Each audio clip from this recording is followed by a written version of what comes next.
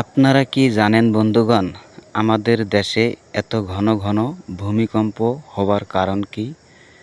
অতিরিক্ত পাপ সৃষ্টি হয়েছে। এই পাপের কারণে ভূমিকম্প ২ দিন ১ দিন পর পর হইতেছে। মাঠে ঘাটে, হাটে বাজারে, দেশে বিদেশে সব জায়গায় মিথ্যা কথার কারিগর। আমাদের এই দুর্নীতির কারণে এই দেশের এই পরিস্থিতি। সুদখোর, ঘুষখোর, মাগিবাজি সব ধরনের নেশায় পড়ে গিয়েছে। এই পাপের প্রায়শ্চিত্ত দেওয়ার কারণেই আল্লাহ পাক রব্বুল আলামিন এই ঘন ঘন ভূমিকম্প দিতেছে। তবুও আমরা ভালো পথে ফিরত আসার সুযোগ কেন পাই না? ৫ ওয়াক্ত নামাজ পড়েন, আল্লাহর কাছে দোয়া করেন যেন আমরা কোনো ঝুঁকিপূর্ণ বিপদে না পড়ি, ভালো পথে চলার মতো যেন সুযোগ সুবিধা পাই।